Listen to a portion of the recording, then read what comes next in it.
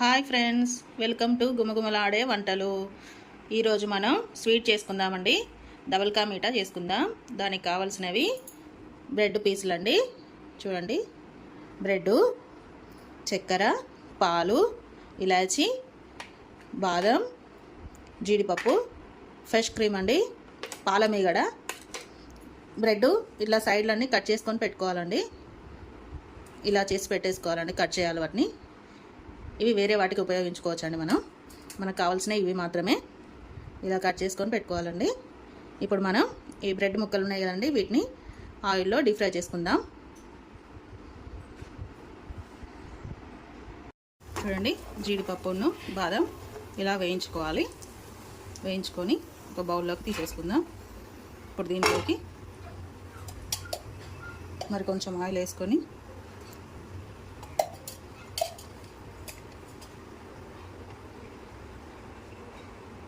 Oil వేసేసుకొని ఇప్పుడు bread ముక్కలు ఉన్నాయి కదా, అవన్నీ ఫ్రై చేసేసుకుందాం. ఇలా చూడండి, బ్రెడ్ పీసులు దీంట్లో ఎన్ని పడతాయో అన్నేసి వాటిని మంచిగా రోస్ట్ అయ్యేలాగా చేసేసుకోవాలి.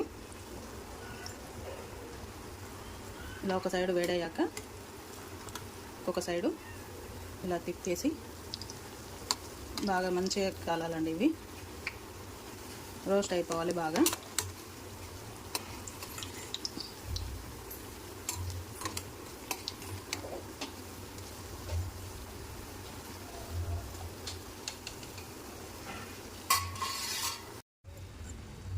ఇలా అన్నీ ఫ్రై కావాలండి మంచిగా.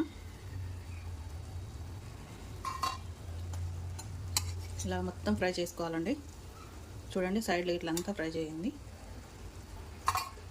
మంచిగా ఫ్రై చేసుకోవాలండి, పచ్చిగా ఉండొద్దు. మొత్తం ఇలాగే మనం తీసుకున్న బ్రెడ్ పీసులన్నీ ఫ్రై చేసుకుందామండి.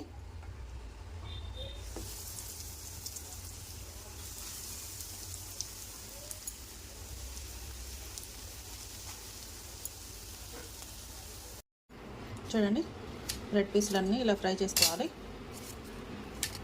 ఇప్పుడు మనం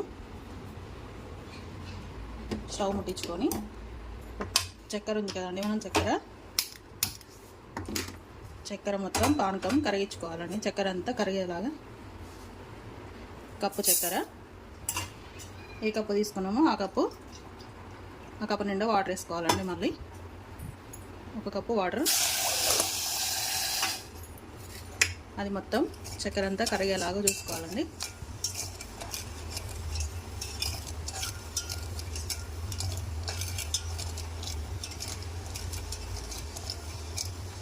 పానకం ఏం రానవసరం లేదండి దీనికి. మామూలుగా షుగర్ అంతా కరిగిపోతే సరిపోతుంది. ఇదంతా కరగబెట్టేసుకుందాం. షుగర్ అంతా కరిగేలాగా చూసుకుందాం. చూడండి, చక్కెర అంతా కరిగిపోయింది. ఇప్పుడు దీన్ని పక్కన పెట్టేసుకుందాం. పక్కన పెట్టేసుకొని మళ్ళీ స్టవ్ మీద పాలు పెట్టేసుకుందాం. చూడండి, పాలు పెట్టేసినాం స్టవ్ మీద. ఇవన్నీ ప్యాకెట్ తీసుకున్నాం కదండి, ప్యాకెట్ పాలు దీనిలో పోసేసాను. ఇప్పుడు ఇవి సగం అయ్యే వరకు మరిగించుకోవాలండి పాలను. ప్యాకెట్ పాలు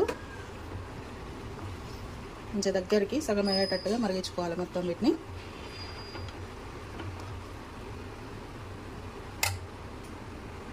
చూడండి, పాలు బాగా మరిగిపోయి సగం అయిపోయాయి. చూడండి, ఇప్పుడు దీంట్లోకి మనం తీసుకున్న పాల మీగడ ఉంది కదండి, ఒక కప్పు. ఆ పాల మీగడ దాంట్లో వేసేసుకుందాం.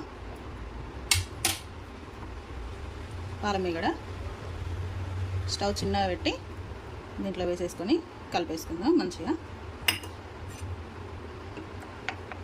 అది పాలల్లో మొత్తం కరిగేలాగా కలిపేసుకోవాలండి. స్టవ్ చిన్నగా పెట్టి ఆ క్రీమ్ వేసుకోవాలండి. పాల మీగడ వేసుకొని దీంట్లో మంచిగా కరిగేలాగా కలుపుకోవాలండి.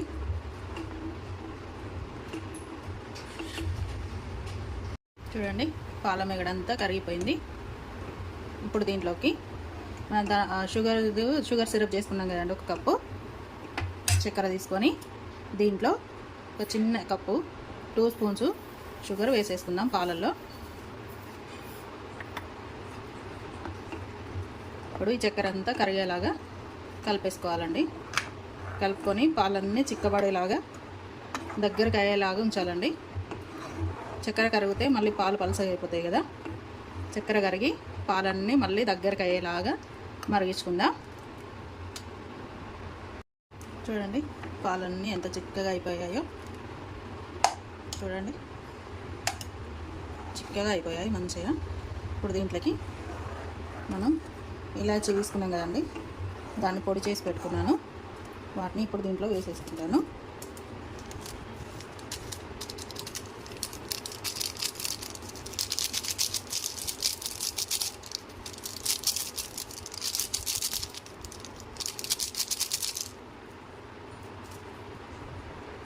ఇలాచి వేసేసుకొని ఇంకాసేపు ఉడికించుకుందామండి పాలని.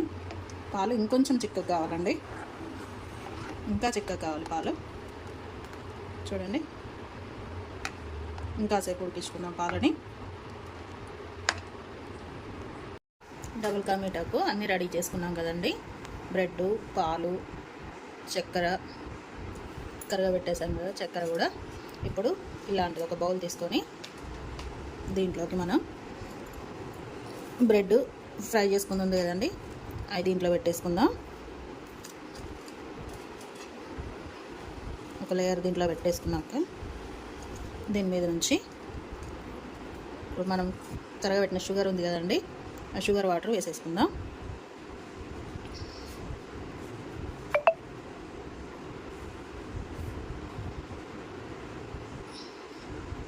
ఒక లేయర్ షుగర్ వాటర్ వేసుకున్నాక ఇప్పుడు మనం పాలు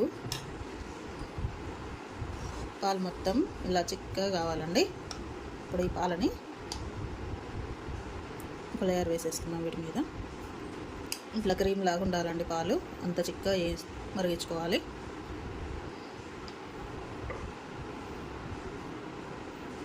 చూడండి ఇలా వేసేసుకున్నాక మరిన్ని ఉన్నాయి కదండి బ్రెడ్ ముక్కలు, అవి కూడా దీంట్లో వేసేసుకోవాలి. మళ్ళీ అన్నీ ఇలా వేసేసుకోవాలండి. చూడండి అన్నీ ఇలా వేసేసుకోవాలి.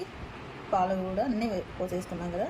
ఇప్పుడు దాని మీద మనం బాదము, జీడిపప్పు ఫ్రై చేసి పెట్టుకున్నాం కదండి, వీటి మీద వేసేసుకొని